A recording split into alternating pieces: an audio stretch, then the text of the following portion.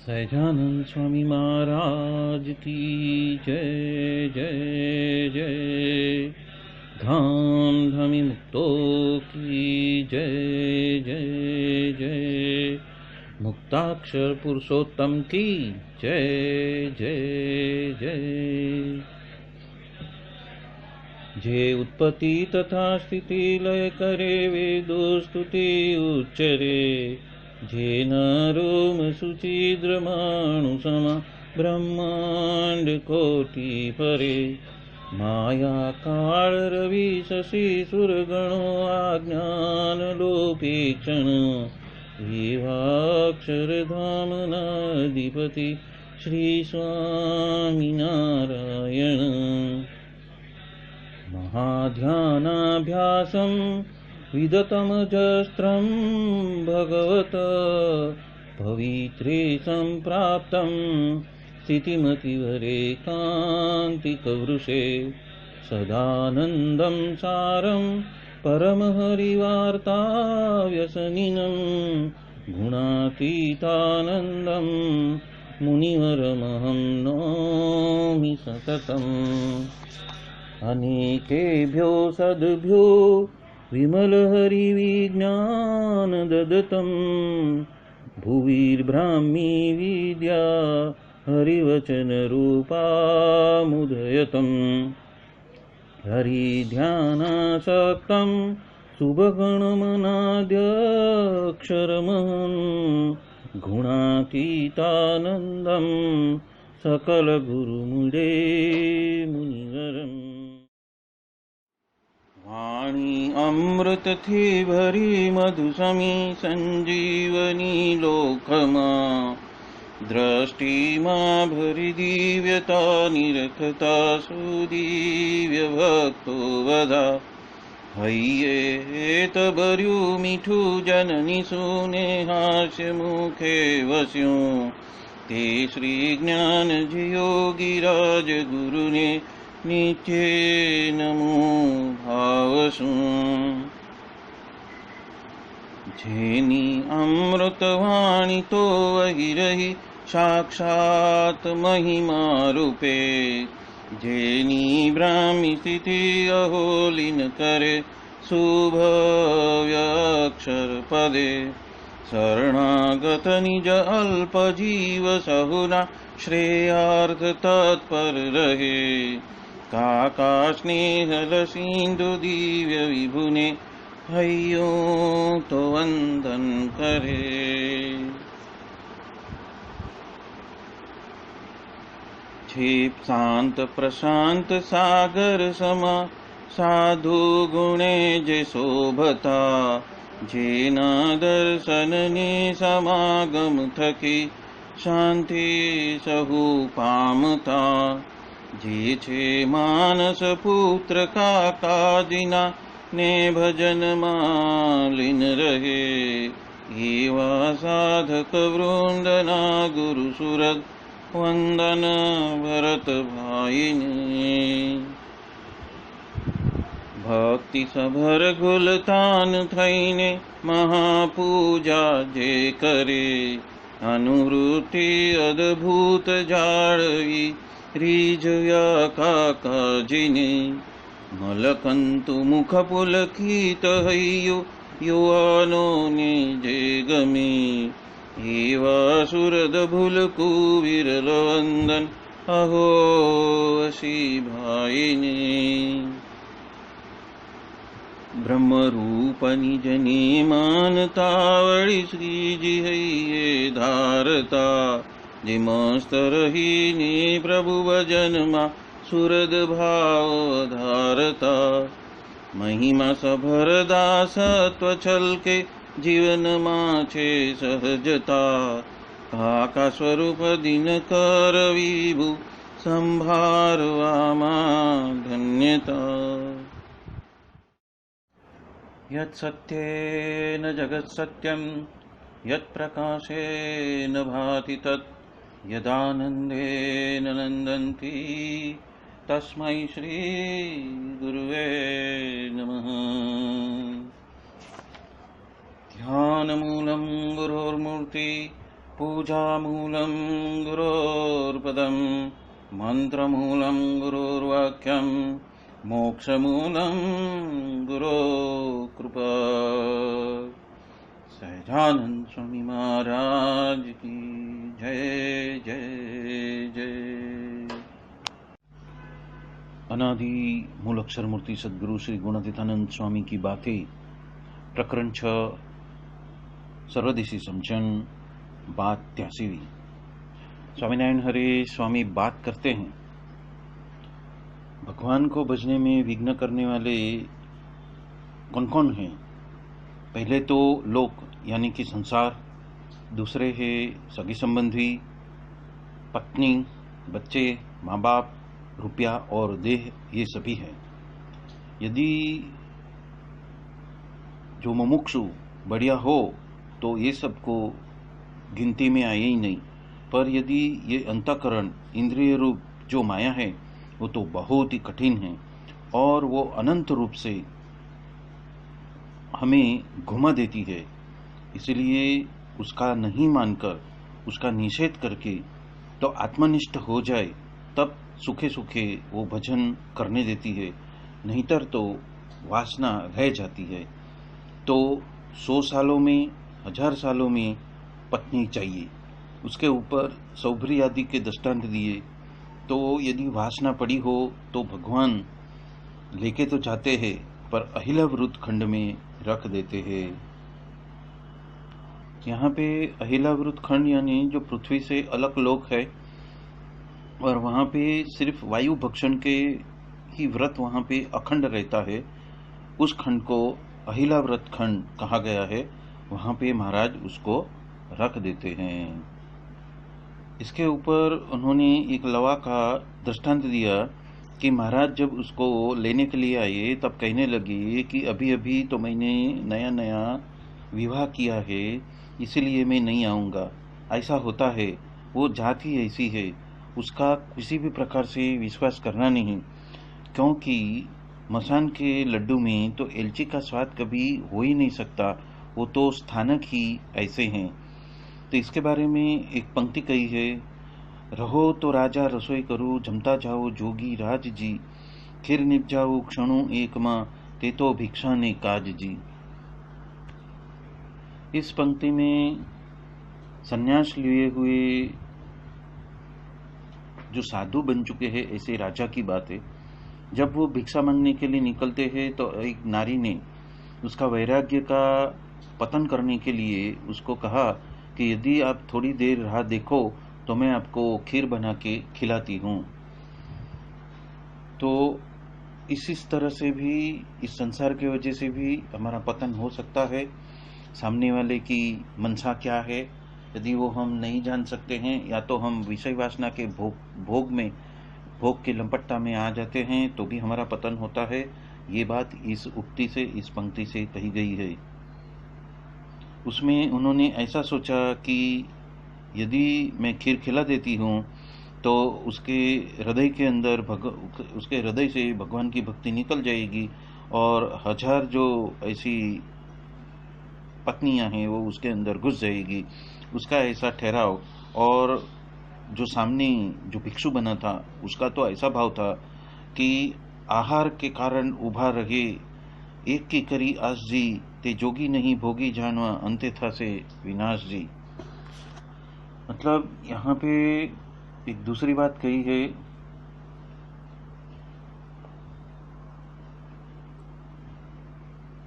भगवान को भजने के लिए निकले हुए साधक मार्ग में खाने पीने की लालच से कहाँ भी बंद नहीं जाता है, और यदि बंद जाता है तो जोगी भी नहीं रह पाता है, और निश्चय ही समयांतर में उसका पतन हो जाएगा। ये बात यहाँ पे गुणातीतानंद स्वामी कह रहे हैं। इसलिए उसे तो किसी भी बात को मानना ही नहीं। इस बात का तो जो कर्मबोध है, ऐसी बातों का जो तूफान है, या तो ऐसी बातों का जो चटका है, वो तो प्रकृति पुरुष तलक है। और बद्रिकाश्रम और श्वेत द्वीप ये दोनों में नहीं है, बाकी वैकुंठ लोक में भी काम क्रोध है, ऐसे तो हम कह नहीं सकते और न पण कह सकते हैं। क्रोध की वजह से राधिका जी का पतन हुआ और हमारे अंतर के सामने देखो तो पंच विषय के ही संकल्प उठते रहते हैं। वो तो जब हम मुक्तानंद स्वामी, गोपालानंद स्वामी, कृपानंद स्वामी और स्वरूपानंद स्वामी ऐसे 4 साधु के साथ में संग करके रात्रि प्रलय तलक रहते हैं तो ही हम सत्संगी बन सकते हैं। अन्यथा तो ये ज्ञान को धारण करके उसका आचरण करना और देश काल आए तब स्थिर रहना वो बहुत ही मुश्किल बात है। ये बात यहाँ पे गुणातीतानंद स्वामी हमें बता रहे हैं। प्रकरण 5 की 403वीं बात, यहाँ पे भी गुणातीतानंद स्वामी कहते हैं कि त्यागी भी हो और 2 महीने तक यदि स्त्री के हाथ का बनाया हुआ यदि रोटी यदि वो खाते हैं तो वो उसकी स्मृति का समय और समय में करा देते हैं। तो उसके ऊपर बात करी कि रहो तो राजा रसोई करूं, मतलब ये जो पद है वो निष्कुणानंद स्वामी का है। तो उसमें उसका मत ऐसा था, उस स्त्री का मत ऐसा था कि मैं ऐसी खीर बना के खिलाऊं कि ब्रह्मांड की सभी स्त्रियां उसको याद आ जाए, ऐसा उसका संकल्प था। और एक स्त्री के बिना अन्य कौन सा विषय का उसका त्याग है, वो तो कौन से विषयों का अभाव है, वो तो जब अंतर्दृष्टि करके तपास करके चिंतन मनन करके यदि वो देखे, वो आत्मसंशोधन करे तब ही उसे प्रतीत हो सकता है। और स्त्री का तो देह के वजह से तो त्याग है, पर फिर भी उसको देख तो लेता है। और यदि आप त्यागी होकर बैठे हो फिर भी आपको तपास तो करना है, मतलब कि चिंतन मनन भी करना है, अंतर्दृष्टि भी करनी है, सोच विचार भी करना है कि मैंने कितना त्याग किया हुआ है। तो ये बात यहाँ पे गुणातीतानंद स्वामी हमें सावधान करने के लिए, सचेत करने के लिए हमें ये बात बता रहे हैं।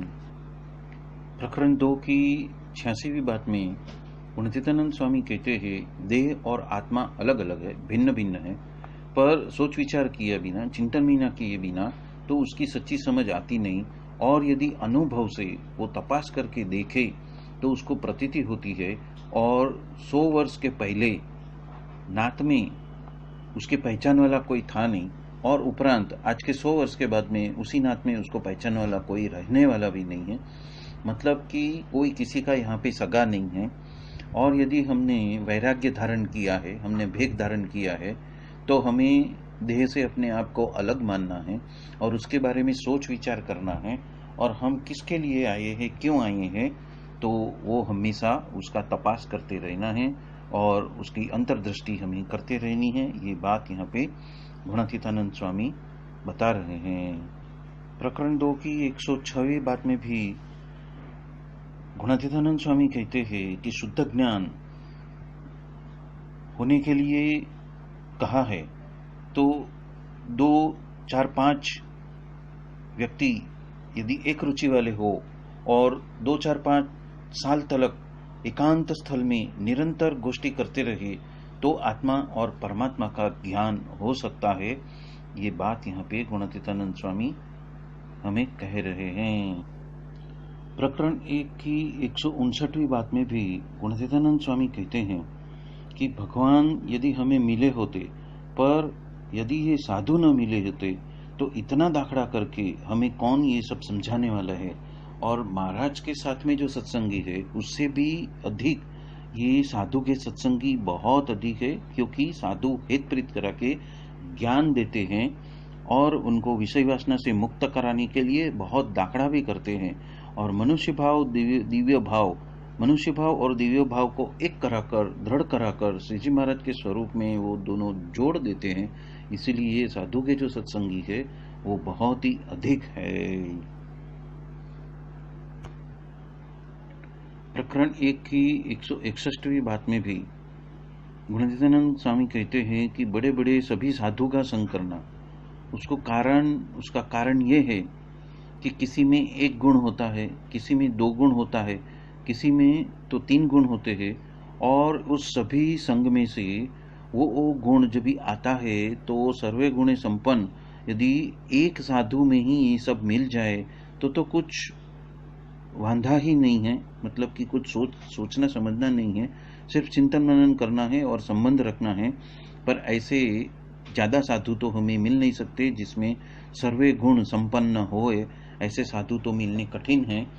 और जो मिले हैं इसके वजह से हमें उसका तपास करते रहना कि कौन से साधु में, बड़े बड़े साधु में कौन से गुण हैं, और वो गुण को अपनाने की और आत्मसात करने की बात यहाँ पे गुणातीतानंद स्वामी कह रहे हैं।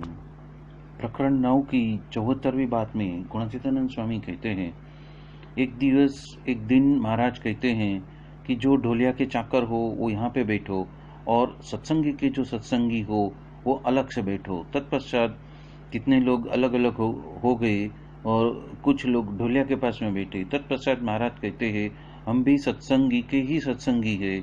ऐसा करके वो ढोलिये से उतर गए, मतलब कि बड़ा जो छतर पलंग जैसा है वहाँ से उतर गए, और वो भी अलग बैठ गए, और जो सत्संगी के सत्संगी थे उसके साथ में जाकर बातचीत करने लगे। और कहते हैं कि आप तो ढोलिया के चाकर हो तो वो वहाँ ही बैठे रहो। और ऐसे करके महाराज ने सत्संगी के सत्संगी को सभी से अधिक कहा है और उसका ही महत्वता ज़्यादा है। इसीलिए साधु समागम के बिना और समझन के बिना तो बस झोंका झोंकी चल रहा है, मतलब नहीं चित्त ध्यान में, नहीं चित्त माला में, राबड़ी झकोड़े बावो बैठो धर्मशाला में, तो ऐसे को क्या समझ आएगी। इसलिए यहाँ पे अंतर्दृष्टि करते रहना, और महाराज क्या कहना चाहते हैं और क्या करवाना चाहते हैं उसके प्रति हमारा दुर्लक्ष्य न हो जाए, और उल्टे सीधे साधुओं के साथ में न पड़ जाए, उल्टे सीधे मतांतरों में न अटक जाए, ये बात यहाँ पे कही है। और सत्संगी के सत्संगी होने के लिए भी यहाँ पे महाराज ने हमें सचेत किया है। प्रकरण 9 की 167वीं बात में भी गुणातीतानंद स्वामी कहते हैं, इस देह के वजह से तो प्रभु यदि हम बच सकते हैं तो अच्छा है, नहीं तो दुख देने वाला ही है। और जो अपने हो, मतलब जिसका संबंध साधु के साथ में बहुत घनिष्ठ हो, तो उसको हम रहस्य अभिप्राय जो कुछ है वो हम कह सकते हैं। तो भगवान की मूर्ति का ध्यान और भगवान के भक्त का संग, ये दो ही सिद्धांत है। तो इसलिए यदि सुगम हो तो महाराज ये सब बातें हमें कह रहे हैं, रहस्य की बातें कह रहे हैं कि महाराज तो कहते हैं कि 100 साल तक ध्यान करना है, और तत्पश्चात भी ये सुगम हो तो किसके लिए कहते हैं कि भगवान की मूर्ति का ध्यान और भगवान के भक्त का संग, ये दो बात का ही तान रखना है। ये बात यहाँ पे गुणातीतानंद स्वामी हम सबको बता रहे हैं। प्रकरण 14 की 190वीं बात में गुणातीतानंद स्वामी कहते हैं कि मोह के वजह से जो जीव जिस पदार्थों में या तो व्यवहारों में सुख मानकर बैठा है, उसमें तो लेश मात्र सुख नहीं है, वो तो दुख ही है। और उसके पीछे किसी ने तो सोच विचार किया ही नहीं है, चिंतन मनन किया ही नहीं है। तो इसलिए यहाँ पे चिंतन मनन करने को कहते हैं। और ऐसे जो बड़े बड़े साधु है उसके साथ में संबंध जोड़ने के लिए कहते हैं कि माया का चक्र, देव की माया का चक्र तो फिरता ही रहता है, तो उसमें कौन सच्चा है और कौन मूर्ख है, कौन छोटा है और कौन बड़ा है। बता तो सभी तो इस मार्ग के ऊपर आंख मूंद के चलते ही रहते हैं, पर कोई भी बुद्धि से सोच विचार या तो चिंतन मनन करते नहीं है कि ये जो कर रहे हैं उसमें फल क्या है। इसलिए यदि शुरुआत में यदि राग हो तो वो बुद्धि कहलाती है, और उसमें जब वो प्रतीति होने लगती है तो वो बुद्धि कहलाती है। और अन्य विषय तो कोक ही उसको छोड़ सकते हैं, पर हृदय ग्रंथि है तो किसी से भी छूटती नहीं है और वो छोड़ भी नहीं सकता। और इस विषय का ध्यान सभी जीव और प्राणी मात्र को है, पर विषय को रखने से ही हमारा पार आने वाला है। तो यदि अभी या तो 1 साल के पश्चात, या तो 2 साल के पश्चात, या तो 5 साल के पश्चात, या फिर करोड़ कल्प के बाद में यदि वो विषय वासना छोड़ेंगे तब भी ही सुख होने वाला है, और उसके बाद ही भगवान के पास में हम रह सकते हैं। ये बात यहाँ पे गुणातीतानंद स्वामी हमें बता रहे हैं। प्रकरण 14 की 194वीं बात में गुणातीतानंद स्वामी कहते हैं कि ऐश्वर्य जी से चाहिए ही नहीं, वो तो बहुत कम नजर आते हैं इस सत्संग में, और ऐसा नर तो कहाँ पे भी नजर में नहीं आता है जिसके मन को मान न भाता है। इस जीव को तो बड़प्पन चाहिए, गाड़ी वाला को, मेडी वाला को और पत्नी वाले को वो सुखिया मानता है। वो क्यों? क्योंकि उसमें ही राग है, और किसी ने उसमें तो सोच विचार, चिंतन मनन वगैरह कुछ किया ही नहीं है, वो विचार को प्राप्त ही नहीं हुए हैं। मतलब कि उन्होंने उसके ऊपर चिंतन मनन करके उसका फल क्या है उसका चिंतन मनन किया ही नहीं है। वो गूढ़ रहस्य को प्राप्त ही नहीं हुआ है, विचार को प्राप्त नहीं हुआ है, मतलब कि जो गूढ़ रहस्य है उसको तो उसने अभी तक प्राप्त ही नहीं किया है। और निश्चय और धर्म है, पर राग तो उसका टालने वाला कोई था ही नहीं।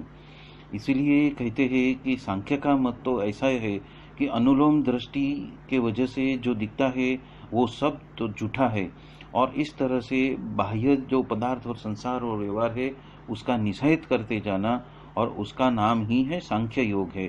और जीव के अंदर महाराज को धारण करते हुए अंतर्दृष्टि से ध्यान में देखते रहना, उसे ही योग कहते हैं।